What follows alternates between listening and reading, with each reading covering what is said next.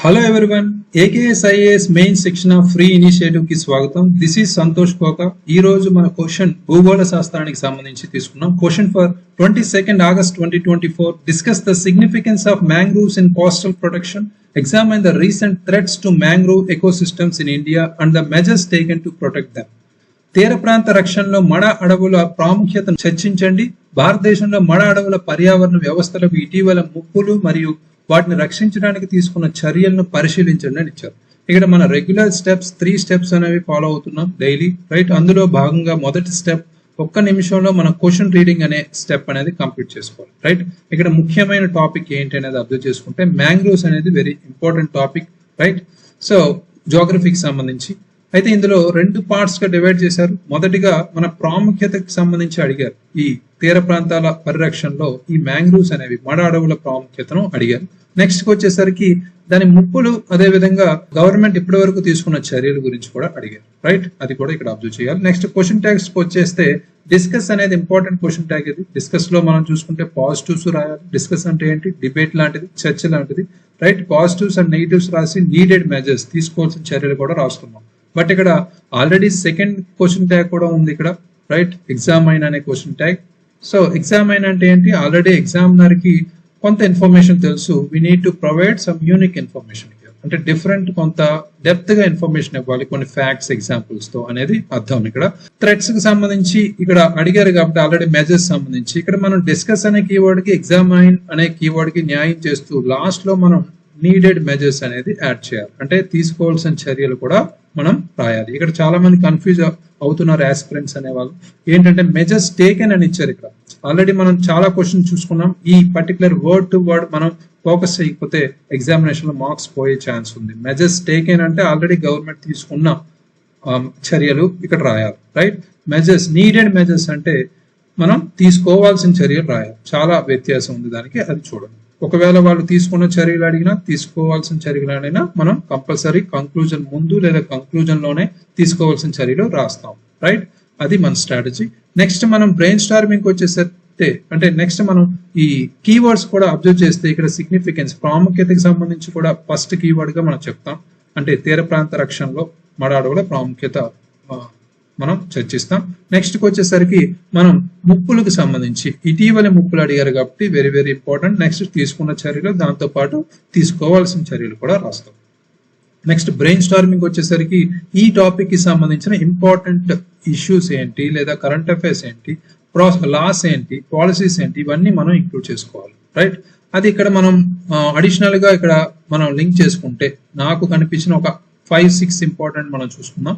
Mangrove alliance for climate అనేది మనం recent గా చూసాం. ఎందుకంటే 2022లో COP27 ఈజిప్ట్ లో జరిగిన COP27 లో ఇండియా ఇందులో సైన్ చేసింది. Mangrove alliance for climate very very important, right? అది మన ఆన్సర్ లో కంపల్సరీ ఉండాలి. ఎందుకంటే మనం LNI, లోకల్, నేషనల్, ఇంటర్నేషనల్, స్థానిక, జాతీయ, అంతర్జాతీయ అంశాలు కలిపిన ఒక టెక్నిక్ తో ఆన్సర్ రాస్తున్నాం కాబట్టి అన్ని ఉండేలా చూసుకుంటాం. సో ఈ అలియన్స్ గురించి కూడా ఇంక్లూడ్ చేసుకోవాలి. నెక్స్ట్ జాతీయ పరంగా మనకి CRZ నోటిఫికేషన్ 2019 ఉంది. కోస్టల్ రెగ్యులేషన్ జోన్, అది కూడా ఇంపార్టెంట్. మిస్టీ ప్రోగ్రామ్ కూడా ఇంపార్టెంట్. సేమ్ ఇనిషియేటివ్ ఇది వెస్ట్ బెంగాల్ లో స్టార్ట్ చేశారు, అది కూడా ఇంపార్టెంట్. IUCN, అంతర్జాతీయ పరిరక్షణకు సంబంధించి మనం చూసుకుంటే ఈ international union for conservation of nature, అది IUCN రెడ్ బుక్ లిస్ట్ కూడా మనకి ఇంపార్టెంట్. నెక్స్ట్ మ్యాంగ్రూవ్ సైట్స్ ఏవైతే ఉన్నాయో అవి ఎగ్జాంపుల్స్ గా మనం అక్కడక్కడ ఇంక్లూడ్ చేయడం కూడా, మనం ఆంధ్రాలో కావచ్చు, ఒడిశాలో కావచ్చు, తమిళనాడులో కావచ్చు, ముంబైలో కావచ్చు, ఎక్కడ ఉన్నా అవి మనం ఎగ్జాంపుల్స్ గా మనం అక్కడక్కడ లింక్ చేసుకోవచ్చు, రైట్? సో ఇది మనం మేజర్ గా తీసుకోవాల్సిన అంశాలు. అయితే ప్రెజెంటింగ్ ద ఆన్సర్ కి సంబంధించి ఇక్కడ ఆన్సర్ రాయడానికి 6 నుంచి 8 నిమిషాలు అయితే తీసుకుంటాం. ఎప్పుడు ఈ 2 స్టెప్స్ మనం విత్ ఇన్ టైం పర్ఫెక్ట్ గా హ్యాండిల్ చేస్తాం, రైట్?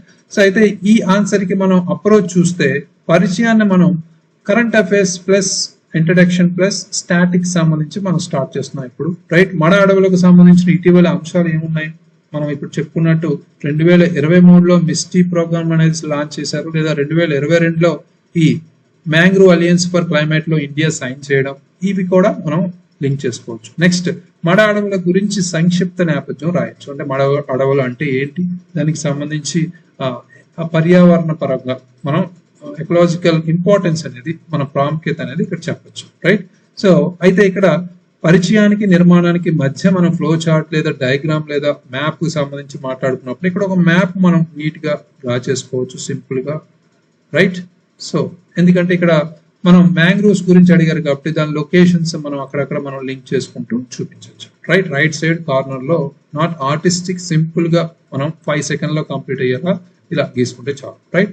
నిర్మాణంకి వచ్చేసరికి తీర ప్రాంత రక్షణలో మడ అడవుల ప్రాముఖ్యత మనం మొదటి కీవర్డ్ ని ఇక్కడ అడ్రస్ చేస్తున్నాం, రైట్. కోత నియంత్రణకు సంబంధించి మనం ఎప్పుడైనా మనకి తుఫాన్లు వచ్చినా, రైట్, ఇలాంటి వాటిలో కోస్తా క్షీణతను తగ్గించే స్థాయిలో ఈ మన మ్యాంగ్రోవ్స్ ఏవైతే ఉన్నాయో మడ అడవులు రక్షిస్తాయి అనేది కూడా మనకు తెలుసు. ఉదాహరణ మనం ఇక్కడ సుందర్బన్ మనం ప్రత్యేకించి మనం చెప్పొచ్చు. సుందర్బన్స్ లక్షలాది మందిని ఈ వీటి కోత నియంత్రణ నుంచి మనం కాపాడుతుంది, వరదల నుంచి కూడా రక్షిస్తుంది.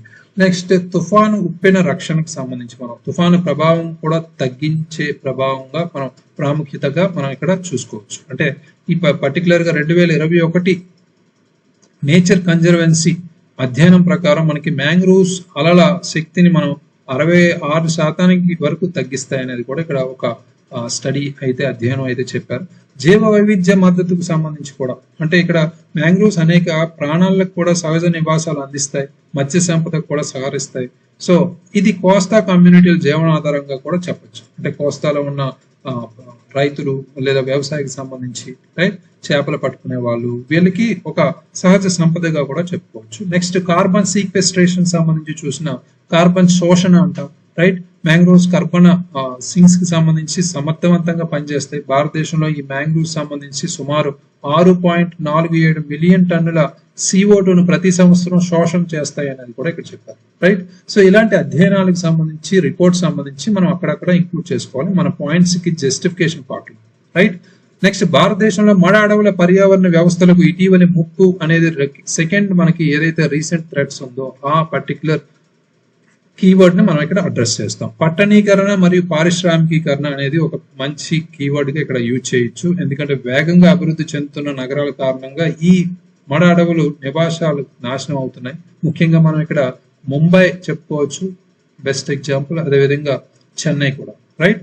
సో ఆక్వాకల్చర్ విస్తరణకు సంబంధించి కూడా మాట్లాడుకుంటే ఎక్కువగా విస్తరిస్తుంది. ముఖ్యంగా ఆంధ్రప్రదేశ్ లో మనం చూసుకుంటే ఆక్వాకల్చర్ కార్యకలాపాల విస్తరణ వల్ల ఈ మడ అడవులను పెద్ద ఎత్తున నాశనం చేస్తున్నారు, రైట్. అది కూడా ఇక్కడ ఇంపార్టెంట్. నెక్స్ట్ పొల్యూషన్ మేజర్ గా అన్నిటికీ ఒక మేజర్ రీజన్ కాబట్టి పారిశ్రామిక లేదా వ్యవసాయ అవశేషాలకు సంబంధించి దాని ద్వారా ప్లాస్టిక్ వ్యర్థాలు కూడా దానికి యాడ్ అవ్వడం పర్యావరణ కాలుష్యాన్ని ప్రభావితం చేస్తున్నాయి. సో వాటి ఆరోగ్యాన్ని ఎక్కువ మడ అడవుల ఆరోగ్యాన్ని స్థిరత్వాన్ని కూడా ప్రభావితం చేస్తున్నాయి.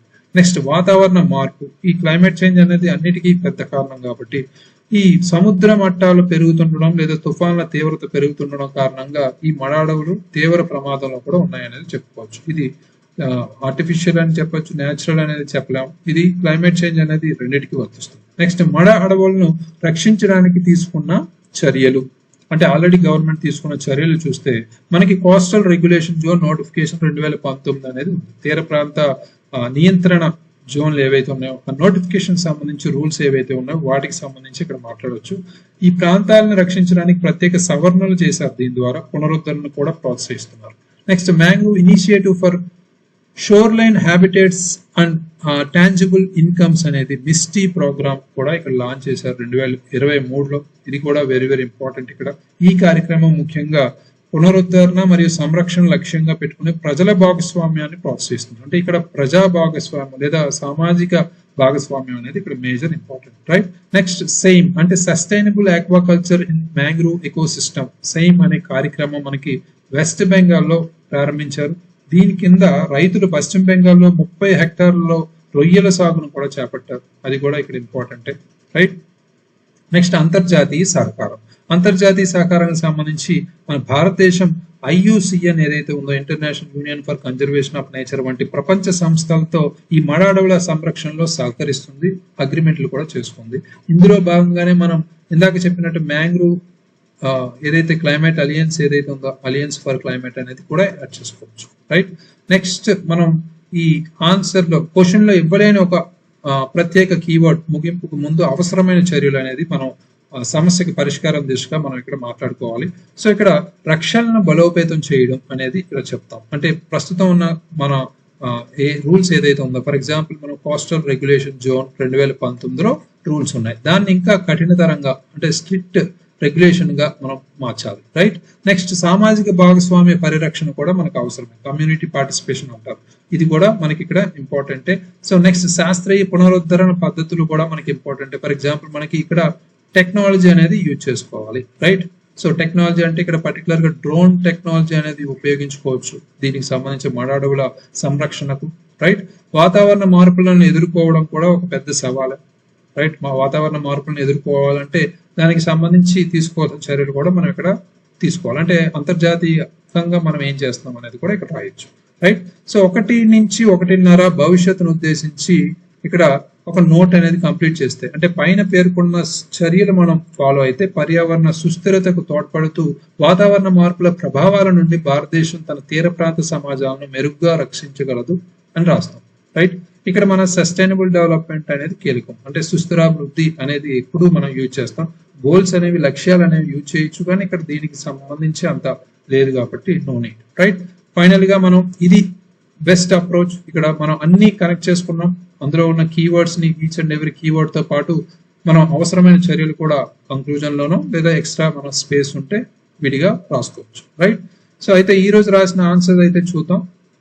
సౌరిక రాశారు. So ISFR Indian state of forest report 2019తో పోలిస్తే 2021లో ఇండియాలో మడ అడవుల విస్తీర్ణం పెరిగింది అనేది ఇక్కడ స్టార్ట్ చేశారు. Very good. సో ఇది సరిపోతుంది ఇలాంటి కరెంట్ అఫైర్స్ ఇంట్రడక్షన్.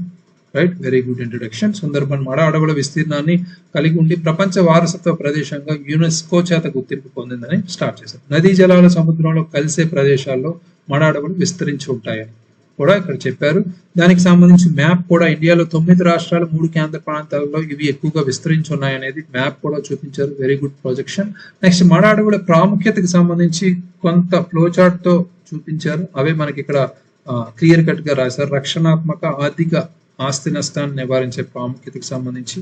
రైట్. తీర ప్రాంత సహజ సిద్ధ రక్షణ గోడగా మడ అడవులు ఉన్నాయని, అదేవిధంగా తుఫాను సమయంలో ఆస్తి నష్టాన్ని తగ్గిస్తాయని, 1919లో 99లో ఒడిశాలో సూపర్ సైక్లోన్ సంభవించినప్పుడు కూడా ఇవి ఉపయోగించారు, బాగా ఉపయోగపడ్డాయి, సురక్షితంగా ఉండగలిగామనేది కూడా ఇక్కడ చెప్పారు. కార్బన్ సింక్ గా వ్యవహరించడం కూడా ఇక్కడ కొన్ని ఫ్యాక్ట్స్ తో ఆధారంగా లింక్ చేశారు. నెక్స్ట్ మడ అడవులను ఇటీవల కాలంలో సంభవిస్తున్న ముప్పులకు సంబంధించి 90% ముప్పు మానవ చర్యల వల్లనే సంభవిస్తుందని, చిత్తడి ప్రాంతాల్లో మడ అడవులు నిర్మూలించి రొయ్యల పెంపకం, సముద్రంలోకి రావాల్సిన నీళ్లను మళ్లించడం ద్వారా లవణీయత తగ్గి మడ అడవుల ఆవరణ వ్యవస్థ దెబ్బతింటుందని, ఆక్రమణలు, జనావాసాలకు స్థలాల కేటాయింపు, ఆంధ్రప్రదేశ్ కోరింగ వన్యప్రాణి కేంద్రం పరిసరాల్లో గృహ అవసరాల కోసం ప్రభుత్వం భూమి కేటాయింపులు కూడా బెస్ట్ ఎగ్జాంపుల్ గా మనం చెప్పుకోవచ్చు. Very good.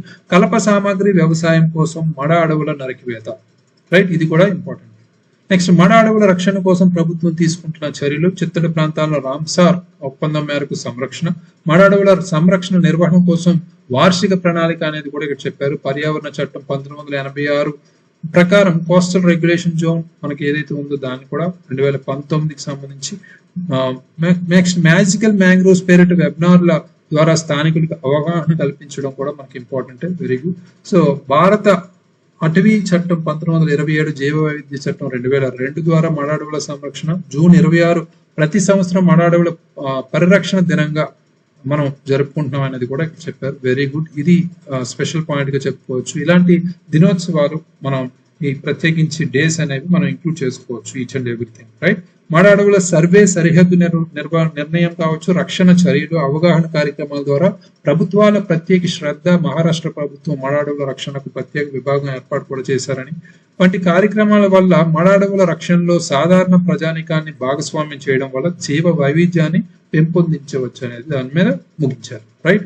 సో ఈ ఆన్సర్ కి సౌరిక 10 minutes తీసుకున్నారు అనేది కూడా ఇక్కడ మెన్షన్ చేశారు. Very good. So implementation of each and every rules and regulation of this mains answer writing programme. Very good. అలా మీరు దీన్ని ఫాలో అవుతుంటే ఎంత టైంలో రాస్తున్నారు, ఎంతవరకు రాయగలుగుతున్నారు, ఎన్ని యాడ్ చేసుకుంటున్నారు అనేది కూడా తెలుస్తుంది. సో చాలా మంది సీరియస్ గా రాయాల్సిన అవసరం అయితే ఉంది, ఎందుకంటే ఎగ్జామ్ ఓన్లీ 2 months కూడా లేదు. సో అది దాన్ని దృష్టిలో పెట్టుకుని మనం ఏదో రాసాంలే, ఏదో రాస్తున్నాంలే అన్నట్టు కాకుండా మనం క్లియర్ కట్ గా మనం ఒక 20 minutes, మీకు ఆ క్వశ్చన్ రాకపోతే 20 minutes మనం స్పెండ్ చేసి ఆన్సర్ మన వీడియో ఎక్స్ప్లెనేషన్ చూస్తే సరిపోతుంది. ఎవరో ఒకరు ఆన్సర్ చూస్తూ మనం ఎక్స్ప్లెయిన్ చేస్తున్నాం కాబట్టి 20 మినిట్స్ చూస్తే ఒక కాన్సెప్ట్ మైండ్ లో ఉంటుంది, దాన్ని మనం క్లియర్ గా రాయొచ్చు. దాన్ని మీరు ప్రిపేర్ అవ్వకపోయినా పర్లేదు, ఎగ్జామినేషన్ టైంలో ఈ ఇన్పుట్స్ తో మీరు రాసే అవకాశం అయితే ఉంది. చాలా మంది వీడియో కూడా చూడట్లేదు, ఎందుకంటే లెందీ ఉంటుంది కాబట్టి. లెందీ ఉంటాయి, but short and sweet technique లో మనం చేయలేం కాబట్టి సక్సెస్ అనేది లెందీగా ఉంటుంది. కాకపోతే భరించాలి కొంతసేపు, ఓపిక్ గా ఉన్న వాళ్ళకి ర్యాంక్ వచ్చే అవకాశాలు అయితే ఉంటాయి. రైట్, ఓవరాల్ గా మనం ఇక్కడ కరెంట్ అఫైర్స్ ఇంట్రడక్షన్, అదేవిధంగా మాడాడవుల గురించి ప్రాముఖ్యత, మ్యాప్ ఓరియంటెడ్ గా కంప్లీట్ చేశారు. Different included of different points. So ఇక్కడ మిస్ అయిన పాయింట్స్ చూసుకుంటే మనకి మిస్టీ ప్రోగ్రామ్ ఒకటి అలాంటిది, అది 2023లో స్టార్ట్ చేశారు కాబట్టి కంపల్సరీ. 2022 మనకి ఇందాక చెప్పుకున్నట్టు mangrove climate alliance for climate అనేది కూడా మనకి 2022లో ఇండియా జాయిన్ అయ్యింది COP27లో, అది కూడా మిస్ అయింది. ఇలాంటివి కొన్ని మనం ఇంక్లూడ్ చేసుకోవాల్సిన అవసరం అయితే ఉంది. మనం ఇంకా ఇందాక చెప్పినట్టు సేమ్ ఇనిషియేటివ్ కూడా వెస్ట్ బెంగాల్లో, అది కూడా మన ఇంపార్టెంట్ ఎగ్జాంపుల్. రైట్, సో ఇలాంటివన్నీ మనం కొన్ని ఎగ్జాంపుల్స్, మనం రిపోర్ట్స్ అన్ని చూసుకునేలా ఇంక్లూడ్ చేసుకునేలా చూసుకోవాలి. Right, so remaining all very good. So ఇక్కడ కోరింగ వన్య ప్రాణి కేంద్రం కూడా ఇది కాకినాడలో ఉంది, మా లోకల్ ఏరియానే, native area, home town area. So very good, చూశాను కూడా, అది very important and very conservation కూడా బాగా చేస్తున్నాం. రైట్, సో అయితే ఈ ఆన్సర్ కి పర్టికులర్ గా మనం 6.5 out of 10 మార్క్స్ అయితే ఇవ్వచ్చు. Very good approach and structure also good improvement, keep it up. Next coming to main section of free initiative Day 48, question for 23rd August 2024. Assess the effectiveness of the 73rd and 74th constitutional amendments in promoting local self-governance. What challenges persist and how can they be addressed? స్థానిక స్వయం పాలనను ప్రోత్సహించడంలో 73వ మరియు 74వ రాజ్యాంగ సవరణల ప్రభావాన్ని అంచనా వేయండి. ఏ సవాళ్లు కొనసాగుతున్నాయి మరియు వాటిని ఎలా పరిష్కరించవచ్చు అని ఇచ్చారు. అది పాలిటిక్స్ సంబంధించి మనం తీసుకున్నాం. 73, 74వ రాజ్యాంగ సవరణలు అనేది కామన్, బట్ ఈ క్వశ్చన్ కి సంబంధించి మనం తీసుకుంటున్న రీసెంట్ అప్డేట్స్ ఏంటి అనేది మనం ఇక్కడ challenging task. Right, very very important. Answer upload చేయండి AKS యాప్ లో. Thank you very much, all the very best.